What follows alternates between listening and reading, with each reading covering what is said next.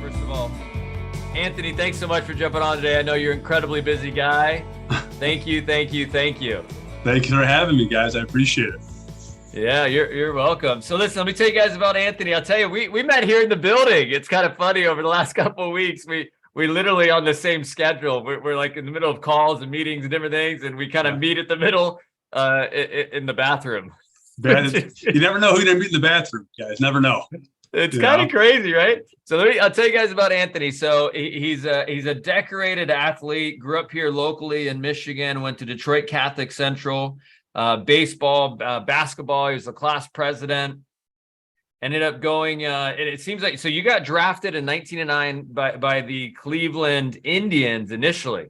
Correct. I was drafted out of high school. I wanted to sign. I thought it'd be cool.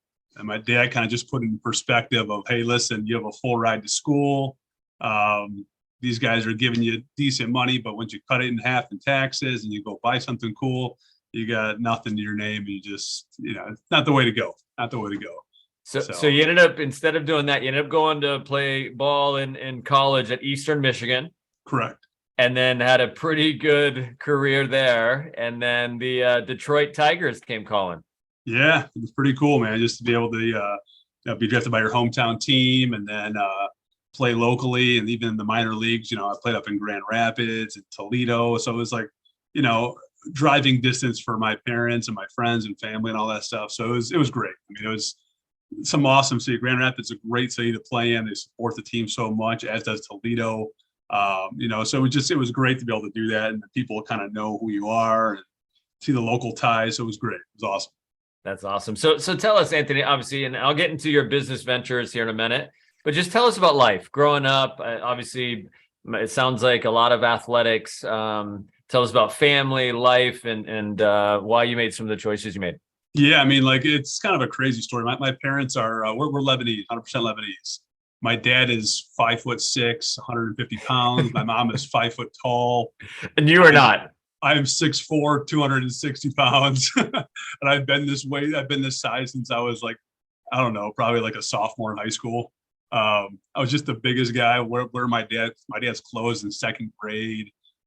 Just like I was just always just this huge dude, right?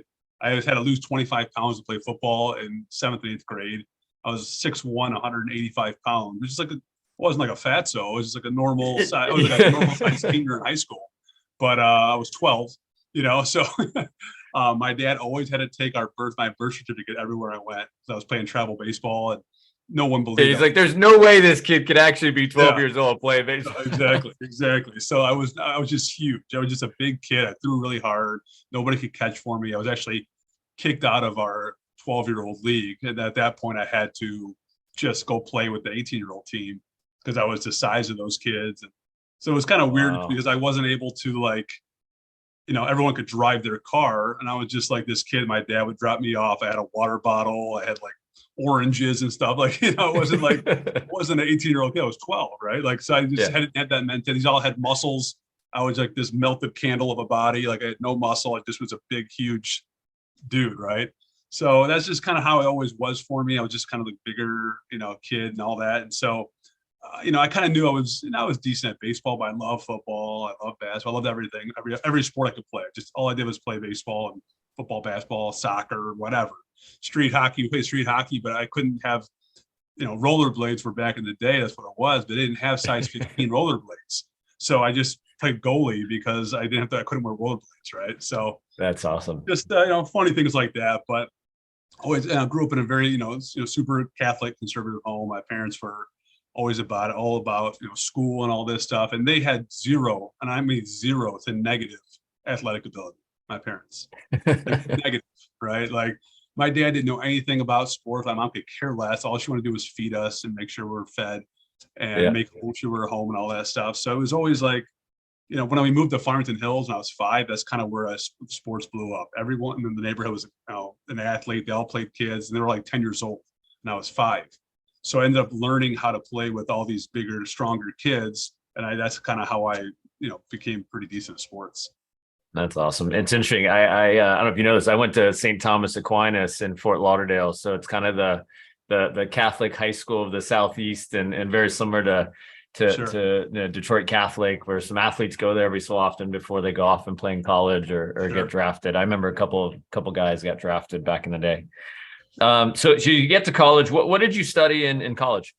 I was a marketing management guy.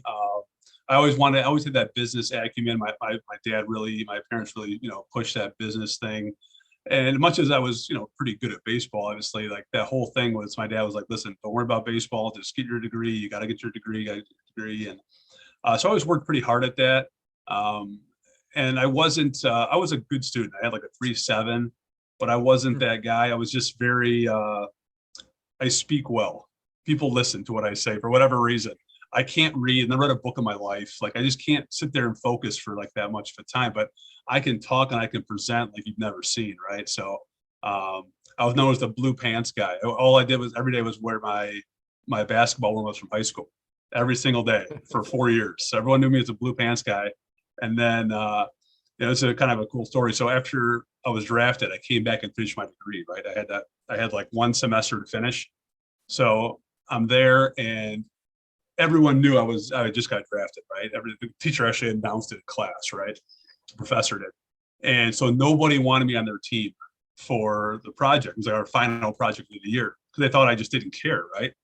And so they put me with this group and these people were like, listen, don't do anything. I'm like, okay, I'll just bring some pizza. We'll eat, whatever the case. And we got a D on the project. And I said, guys, I'm taking over. They're like, no, we don't have to do anything. Don't worry about it. You don't know, you don't really care. I said, I do care. That's why I'm back here. I didn't come here just to give everyone high fives. So I actually implemented Jimmy John's, which is my business, into Target. And I came in a suit, dressed up, actually had hair, I combed it, I made it nice and all this stuff. And we ended up getting an A. We got an A on the project. And everyone felt so bad. They thought I was like this dumb jock that didn't want to be there and all this stuff. And so that was kind of always flowing through my head of like, I'm a business guy. I just get deals done, right? So, and that's kind of how it all started for me. Love it. And tell me, what are I don't know if you're, obviously your family's in your business now, but what were they doing as you're growing up in regards to work? So my dad was the CFO of these 3 smaller tier 1 suppliers for like all the automotive here. My mom was always a housewife. My mom never worked. So I know my dad did well, but it was never like, he made like an honest living. He was never amazing. He'd make a ton of money, but he always put us through Catholic school from kindergarten all the way through, or a Catholic private school. My first public school was actually college.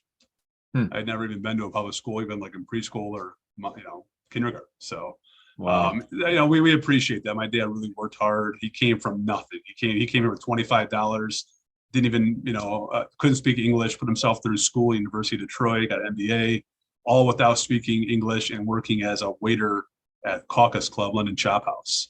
So he's got a pretty cool story, man. He just worked hard and he just had the total American dream story coming from Lebanon and just making it, right? He was the first of 18 kids. Wow. So yeah, pretty crazy. Pretty crazy. Wow, it's interesting. I don't know if I've told you. So my mom was born in Colombia. Very, very similar story. Moved to New York City, 18, 19 years old, a few $100s in her pocket for, again, the American dream to get into the US, and eventually met my dad, who was the American. And, at the engineering company in New York City, Parsons Brinkerhoff. Wow. And obviously the rest is history, as they say. So for sure. Very, very similar. So you get drafted. So tell us a bit about baseball. Any athletes, any players that you played with, some big names? Obviously, you're a big deal, of course, but no, I'm not a big deal at all. I promise you, I was a nobody. But I played with some awesome guys. I mean, I played with Tiger guys, Curtis Granderson, Joel Zumaya, Verlander, Scherzer, all those guys. We played with all those guys. We still, Don Kelly was one of my great friends with the Tigers. He was kind of a journeyman. He was like the love of everybody here in Detroit. He's doing real well for himself. He's out there, coaching in the big leagues now, which is amazing. I met a lot of my great friends in the minor league. We all just, did our thing out there, and we became really close. We're traveling everywhere together. We had a great time playing with all these guys, just, being around. I do a lot of alumni events, which is cool. I do it because I'm one of the only local guys here. So we do golf outings, we've done softball games and things like that, just kind of keep around the area. So pretty fun. A lot of. Do they let you pitch at the softball game? I do not pitch at the softball. I don't. I don't actually. You're pitching. I'm not going to swing. I don't actually even play. I play every sport: flag football. I played basketball. I played every single thing possible except for baseball after my career was over. Just because it's a different game, man. I mean, like people say, "Oh, I'm really good. I come play in this adult league." And I'm like, "Oh, well, it's not a great deal because I played once and like I hurt several people were hurt. It was just a bad deal, man. And I don't play softball either, man. Especially, no offense, but it was like a co-ed league. And I killed them. My first ball, I hit the ball, smoked this girl at third base, and that was game. I was like, that's it. She was like crippled after. It was a bad deal. So I don't play any baseball at all. I just coach now my sons and get these guys going and do some, help out much as I can. That's awesome. So after baseball, we briefly spoke earlier about, you kind of notice some things about guys that have done well in athletics and then they don't do so well after the fact. So tell us about that and why you got into business for yourself, became an entrepreneur. Yeah. So, basically the whole story was my dad was getting kind of forced out of his job by the owner's son, who came in, destroyed everything. He lost $800K the first 3 months for the company. And they begged my dad to come back, and it was kind of a whatever. But my dad's like, "Hey, let's do something." And the total Arab in him, he's like, "Let's go get a gas station." No, we're not going to do that. We're not going to have a gas station. And he's like, "How about Subway or something?" I said, "No, I actually used to eat Jimmy John's in college, and they're only at Michigan and Michigan State at this point." And so we ended up doing that whole thing. We bought our first store and opened our first store in August of 2003 here in Novi, Michigan. And we built one, built store two, built store three, and I would come home in the off season and work, right, the entire time. We never had a day, right, just to kind of hang out, do my workouts in the morning, and then just come and work the rest of the day. So we kept on building that, and then about 2008, we had 4 stores open, and I was kind of at the crossroads. I'm like, "Hey, am I done? Is what's going on?" The Tigers were like, "Hey, listen, we're good." I said, "Okay." I went to the Dodgers, finished out my year at the Dodgers. And then my agent was like, "Hey, we have some offers. Do you want to keep playing?" I'm like, "They're minor league deals." And I'm like, "Listen, I'm just going to go ahead and make sandwiches and we're going to blow this thing up." So we went from 2008, we opened our 5th store. Literally the next day, recession, the worst recession we've had in a long time, right? But we just kept building, kept grinding on it. And 10 years later, 2018, we had built 24 stores. Which was pretty cool. And then we get an offer from a local guy who was the #1 franchisee in the country. He was ready to sell. So we were pretty much Southfield West, he's Southfield East and North. And we ended up buying him 27 locations all at once, doubled the company overnight. And now we're sitting here, we have 50 locations and just, kind of thriving with it. So COVID was good to us. Amazing. Yeah. It was tough. We lost about 300 employees. Once we had 800 employees, February of 2020, we closed the stores for 6 weeks because of fear and whatever, right? And then we come back and we're down to 500 employees. And we couldn't get all the stores open. Everything was going on. And we were booming business-wise. We ended up doing unreal, a couple $1 million more than we've ever done. And then we just kept going and going. And slowly we're still down 200 some employees, but we're getting back to respectability. Yeah. So tell me, so obviously COVID, to your point, impacted a lot of companies. Sounds like, people are ordering food a lot and getting it going. How did you, I've read some of your stuff that you've done before, and it seems like you're a type of owner, you're a leader that gets your hands dirty. You get in, you make the sandwiches, and you're like the player's coach from what I understand. Can you tell us about that? Yeah. I mean, I told these guys, I told everyone, I run this like a sports team. Perform, you play. You don't perform, you don't play. I take pride, and so does my family, in actually being good at Jimmy John's.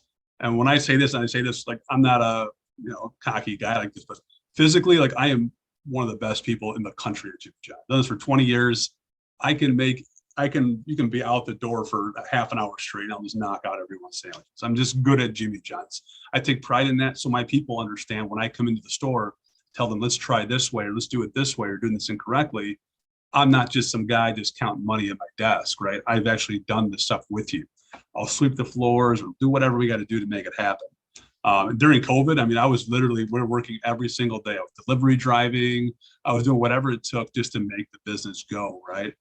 And now we've gotten some people in and I'm able to kind of take a step back. But yeah, we started out, we closed for 6 weeks. My brother and I went to one store. We had one guy, Jeff Glover, he's a real estate guy here. He ordered a large order for some hospitals.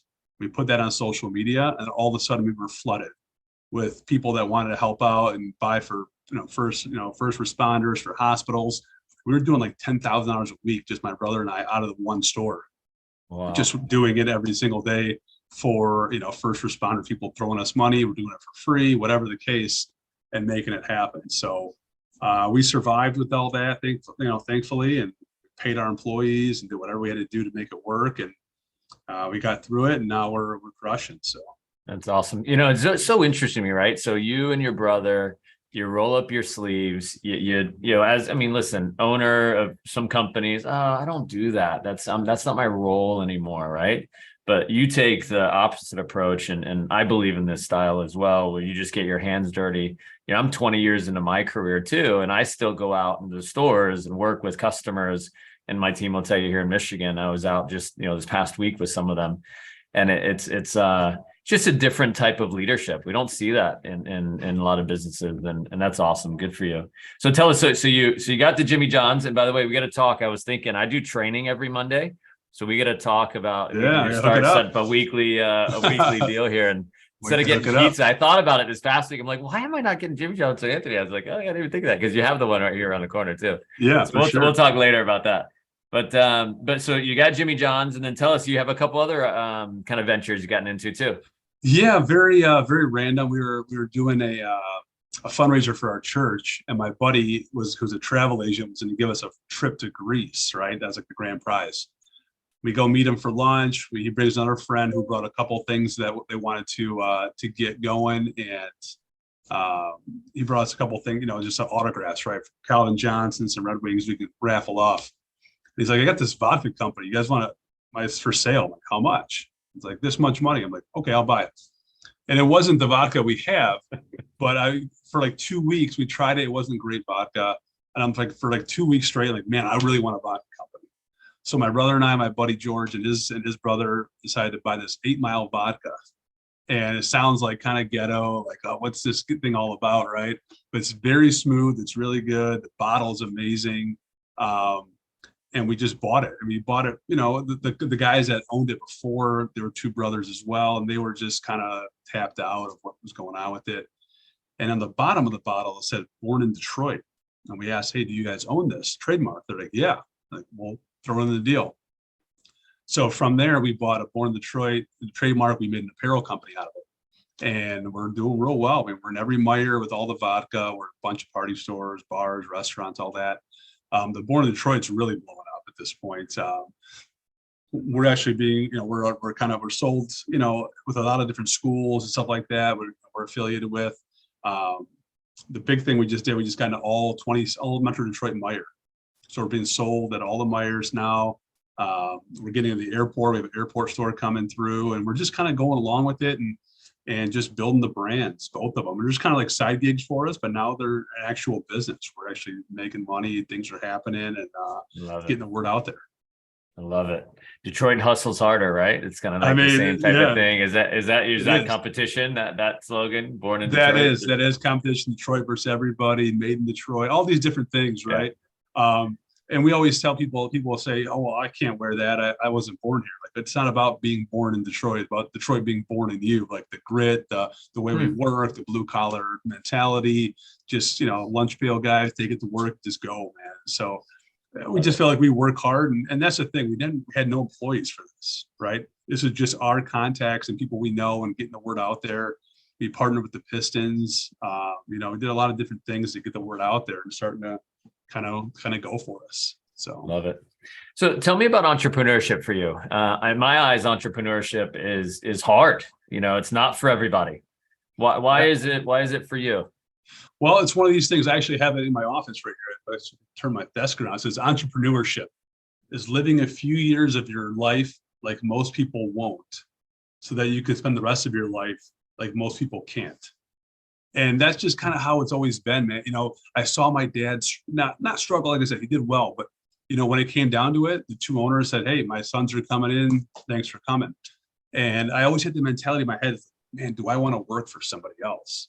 And I just kind of always thought like, man, we want to start my own company. Let's do this. Let's do that. My dad kind of pushed that towards us. And once we got a little taste of it, it's been great. Right. And then the Jimmy John's started thriving for us. And we're like, what are we doing here? Why don't we do some other things? Like we can't put all our eggs in one basket. So we have vodka, we have the Born Detroit. We started getting into real estate. We bought a resort up in Houghton Lake.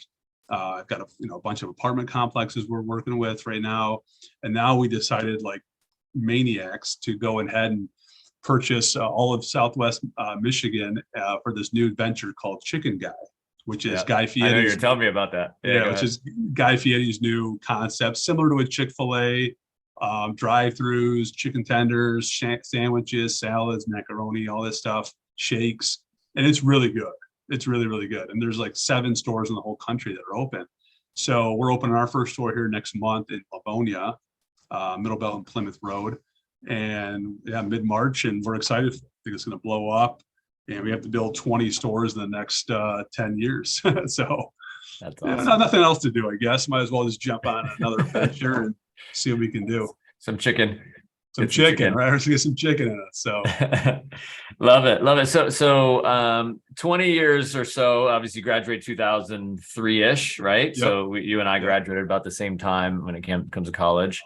I tell everybody I started in our business when I was 7 years old. So, you know, you can do the maths in 27. Yeah. But as far as where you are now, you have all this experience, and some of it amazing, some of it not so amazing. You and I briefly chatted yesterday about kind of what happened in one of your real estate deals recently, right? That's not cool. Do you mind sharing that story? Is that okay? I mean, just life lessons, right?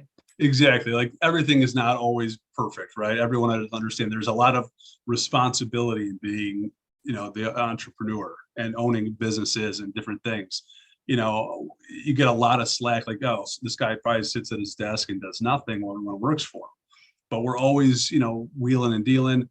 We had a tenant at our shopping center just sign a 10-year deal, and then all of a sudden just walk away from it after 6 months. And I guess there's nothing you can really do about it. You can go and try and sue and do all this stuff, but it's a shell company. You can't sue personally, so the money's probably going to be gone. It's almost one of those things where you work so hard and you think everybody's like you. You're an honest guy. You work hard. You do things the right way.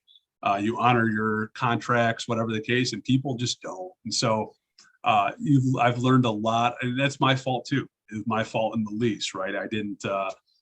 He asked for something. I said, okay, that's fine. Let's get this deal done. And now it bites me, later on, right? So it's a lesson learned. No one's going to die from them leaving, but you thought I had 10 years to not worry about this, right? Let it come in, let the money come in and go. And there's a lot of deals, man. Everyone is people are very sneaky. They like to do things and put it in their best interest, which is understandable, but at the same time, do it the right way. That's just how we run business. We run business with morals, and we do everything the right way. We don't cheat the system. We probably don't even write off most of the stuff we should be writing off, right? Like there's just a lot of my dad always taught us, you can go to bed with your head, held high and have no worries at night. It's much better than, sneaking a couple dollars here and there and then have to worry about someone coming to get you. Yeah, absolutely. Absolutely. It's interesting. I coach people, and there's a lot of staff in their 20s across our organization. I'm sure you've worked with staff in your organization, similar in the Jimmy John's. The being successful, I could tell you about all the pain I've had about, hey, don't do this, don't do that. And I can share stories, but there's nothing like your own experience. For sure. There's nothing like, hey, hitting you're burning your hand on the stove or doing something where you just get knocked down and a life experience. And I have a lot of, unfortunately, outside of work life experience of negatives.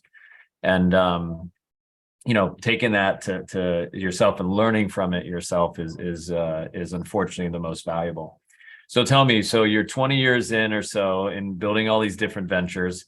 What would you tell your younger self if you're just starting your career today? What would you tell yourself? I would tell myself, just you got to grind, you got to work. Like nothing is given to you. Nothing in life is given to you. And as soon as, and even if it is, it could be taken away just like that. And I learned a lot from, just all the different experiences of seeing multi-millionaire guys I played ball with that could care less about a $20,000 tab to people that, that work for us and that are struggling to get gas sometimes, right? And things like that. And I think though the biggest thing is, that I've learned is that you got to take care of yourself and take care of your people. If you don't take care of your people, I'm nothing without my people. As much as I get frustrated or they're not A, B, and C, whatever they need to be, without my people, we're nothing. I can't run this by myself. It's not possible, right? And I've learned a lot with that. And I credit, my wife. She's very, I have Rita. She's very like a giving person. She's super Catholic, like just gives and gives, and to the point where I just get upset. So I'm like, what are you doing? Like, we just gave them this much, we got to do this. Everyone, and with the businesses we have, we're very blessed by far. But everyone, like, hey, we donate to this, we donate to that, we donate Jimmy John's to this. How about money for this? And my wife just give it, which is great. I love it. We're blessed to be able to do that. But it comes back, comes back times 10. It really does. Absolutely. And I think that's a very important thing is you have to give your time, yourself. And as a kid, it's what can I do, right? Now it's what can we do? And that's a big thing to give out to young people, entrepreneurs, is you got to invest in yourself a little bit for sure, but you have to invest in your people. If you don't invest in your people, you can only go this far. If you want to get up here, you need bodies, you need people. Like my number one guy, Adam, has been with me for 17 years in the food industry, right? My number two guy, Corey, has been with me for 15 years. My number three, 14 years. My top 10 have been with us for 10 years plus. That does not happen in a fast, casual, quick service industry, right? It's not a thing. Yeah. And people even come back after a while as well. I think we treat them well, we pay them well, we treat them like family. They're able to come talk to us. We're not like so above anybody that we don't want to hear from them. Just get their stuff, make it happen, get paid. That's not how we are. So I think that's a big thing that people need to understand.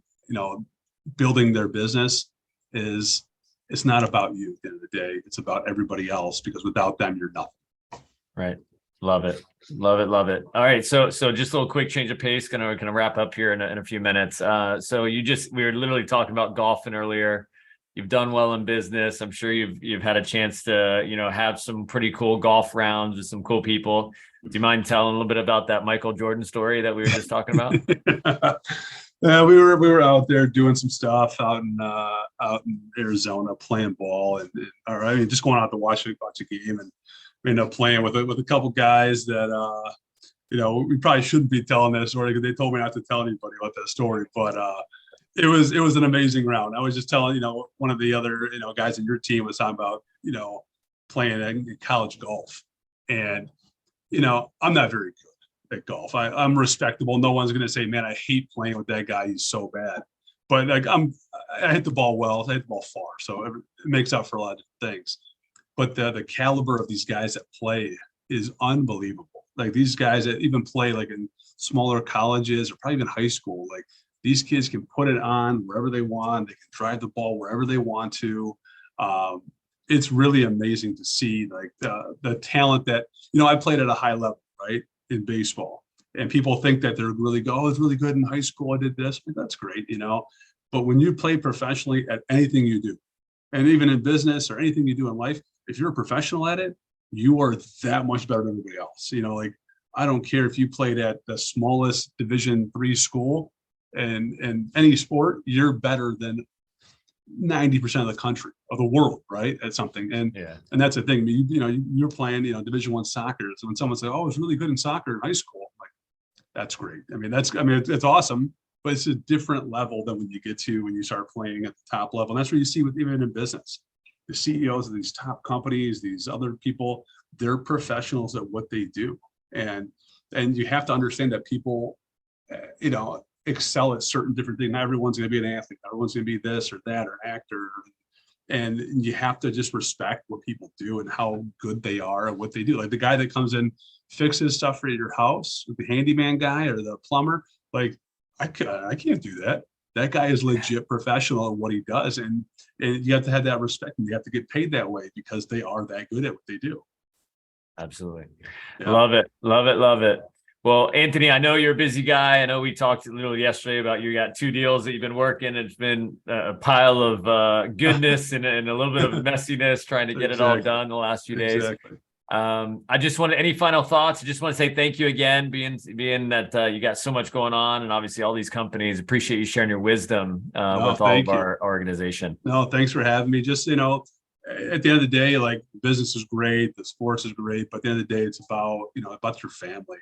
And I do this all for them, right? Like my wife, my 3 sons, that's what it's all about at the end of the day. I mean, me sitting here saying, we own this and that, and that's great. But at the end of the day, why am I doing that? For my family to be, we all strive for our kids to be better than we are, right? Like, I don't think anyone doesn't want that for their children. And I think that's a big thing for everybody to understand, is that there's a reason for what we do and what I do and why we do it. And it's for, so we can live comfortably. My wife can do whatever she wants to do. My kids can go and give them the best chance at the best education, the best college, the best way to start something out, and maybe even leave them a legacy of something behind as well. So that's what it's all about for us. Love it. Love it. I agree 1,000% in my opinion. I told you this, but I started my career 20 years ago doing door-to-door sales. I was going out doing business. Yeah, I was doing business to business, commission only. And then I went into door-to-door sales. And then obviously years later, as our business model evolved and changed, now we're in some big time retail stores. But I said yesterday on a call, I was explaining, I got a friend of mine that's here visiting, learning our business. I was like, I was kind of explaining why I have a callus on my knuckle right there. Yeah. And it was for the years of knocking on doors and building my career and getting started. And sure. 20 years ago, my college roommates and friends were just like, "Oh, what are you doing? That's not gonna work. You got a degree, blah, blah." But it's just so interesting how I was just like, I just knew what I was doing, the opportunity would evolve. And so, yeah, it's a big thing. I mean, like my wife, she pushes me. She really pushes me she's really the reason we got into real estate stuff, because that her family has a background in real estate. And I'll come home with all these ideas and all these different things. She's like, do it. So it's one of those things where maybe I wouldn't do it on my own. I'd be like, I don't know if I want to spend the money on that. I'd rather not invest it in something else, or maybe spend it. It's like invest. Let's get all these different companies, let's get it going. So, and that's the thing. We want our kids to do the same kind of thing. So she really kind of pushes it to be better and bring it to the next level. Because I was always just kind of comfortable guy, like, yeah, I'm good. This is cool. Like we're doing well. Jimmy John's is up, but it can't just be all your eggs in one basket. And that was a big thing for her. So agreed. And the guys were teasing me. I don't even know what you drive outside. Is that your Bentley outside? That is not my Bentley. I do not have a Bentley. I only have big cars. I can't fit in Bentley. I have an I was gonna say, somebody's like, "Hey, I think that's your buddy's Bentley outside." I was like, I don't even know. No. I'm not a big car guy. I mean, I they're all cool. I literally just want a big car. I have to have a truck, like a big one. Like, yeah, I mean, you're a big dude. I don't fit very well. You see me like fall inside of like these small cars. I have to like fall into them. And that's just not for me. So no Bentley for me. I stick with the large SUVs. So I love it. Love it. Well, hey, thank you so much. For anyone that's on the computer or cell phones, things, if you guys didn't take it off for mute for a second, say thank you, Anthony, for his time today. Thanks for joining us live and getting the Clear channel going. Anthony, we'll see you here in the building, I'm sure, later today. I appreciate it. Thank you so much, man. All right.